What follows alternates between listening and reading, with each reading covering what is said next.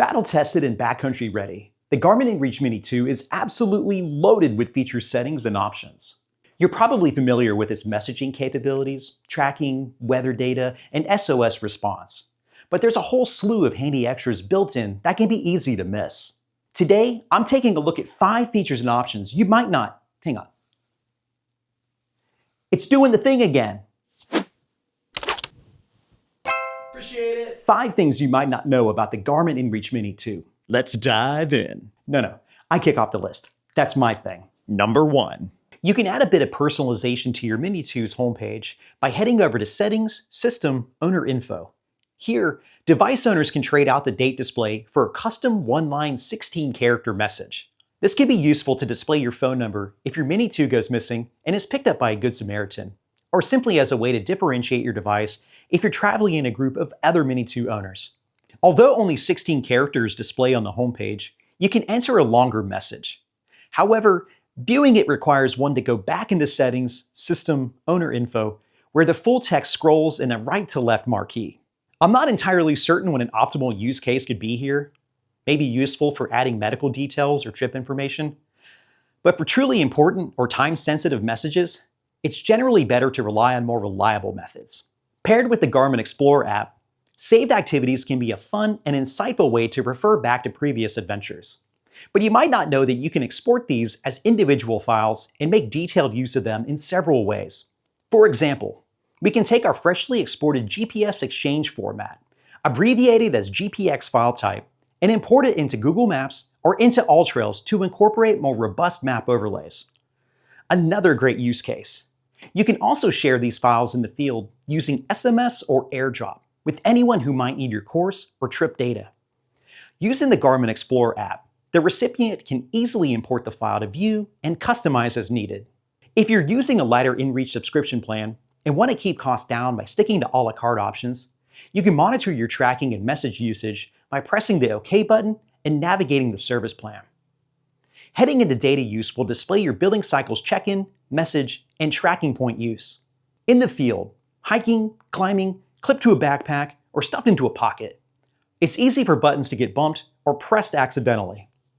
With buttons locked, you significantly reduce the risk of inadvertently triggering something critical, like starting or stopping tracking, or messing with navigation.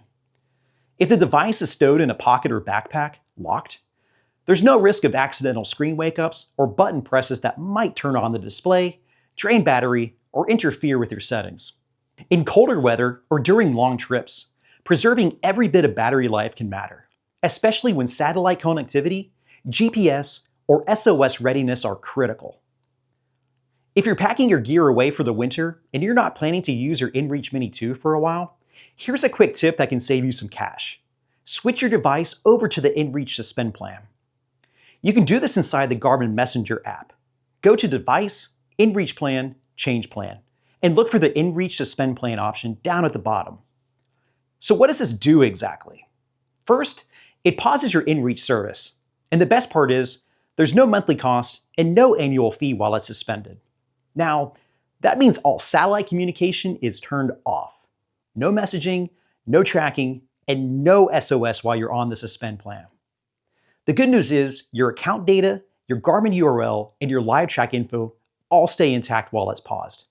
And if you decide to start using your inReach Mini 2 again, you can switch back to an active plan anytime without paying another activation fee. Just one thing to keep on your radar. If your device stays on the Suspend plan for 12 months straight, Garmin will automatically cancel it. After that point, if you want to reactivate, you'll have to pay the activation fee again. So if you're taking a break from winter adventures and don't want to pay for satellite service you won't use, this is a super easy way to save money while keeping your account ready for next season. And a quick little bonus. You can take a screenshot of your device display anytime by holding the Up and OK button. You'll get an on-screen notification that the file was saved. These are stored as 176 pixel squared bitmaps and can be retrieved by connecting your Mini 2 to your computer and heading into the device's Garmin/screenshot directory. Perfect for special use cases such as troubleshooting, training, or generating video content such as the one you see here. Got any extra little known or obscure Mini 2 tidbits you'd like to share? Drop them down in the comments section. I'd love to hear what you got. And if you enjoyed this brief video and would like to be notified of future content, please consider tapping subscribe. And while you're there, please hit that like button. Doing so will help push content like this to a wider audience. And as always, stay safe out there, guys.